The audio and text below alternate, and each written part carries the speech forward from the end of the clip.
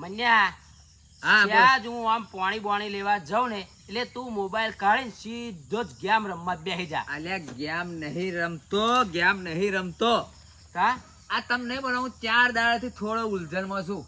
આ તારે પાછા એવા કયા કોન્ટ્રાક્ટ ચાલે તું ઉલઝનમાં ટેન્શનમાં આવી જાહો. અરે તમે નહીં માનો મને 4 દાડાથી આ મોબાઈલમાં એક બૈરું ધમકી આલા હે.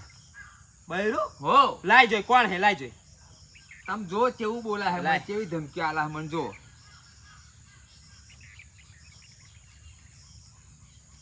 અલ્યા ધમકી આલો એવું નહીં કહેતા. કા આ તમારી સેવાઓ બંધ હા, થઈ એવું જશે. રિચાર્જ કરાવો તે મોબાઈલમાં પૈસા નાખું ને તો જ વાત થાય. આ કોઈ ધમકી નહીં આલતું તન. તા મને એમ કે ધમકી આ કે સેવા નહીં રિચાર્જ કરાવો તમારી સેવાઓ બંધ કરી દેશે. અલ્યા તારી સેવાઓ નહીં પણ મેં પૈસા ના ભરું ને હા. તો તારું બધું કનેક્શન બધું થઈ જાય, નેટ બેટ બધું બંધ થઈ જાય એવું કહે છે. એટલે તારે રિચાર્જ કરાવવું પડશે હવે.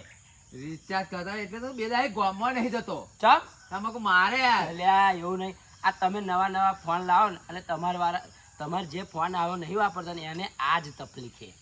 રિચાર્જ કરાવો કે બધી સેવાઓ બંધ તાર કરી રિચાર્જ કરાયા આજ દેશે. લાવો હેડો શું?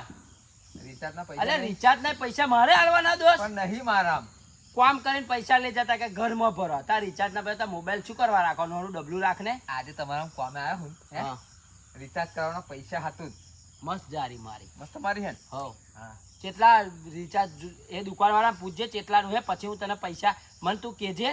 સારું વાતો ના કરશો હે. જાઓ મારે તું પાણી લઈને આવો હો? કશો વાંધો નહીં. પાણી લઈને આવો. તો જય માતાજી મિત્રો. હવે શું કરું? સતીશભાઈ તો 300 રૂપિયા લેવું રિચાર્જના. આ તો એક આઈડિયા મારી છે. સતીશભાઈ આલે નકર ખબર તો મને છે. પૈસા ને 300 રૂપિયા રિચાર્જના બોને. જય માતાજી.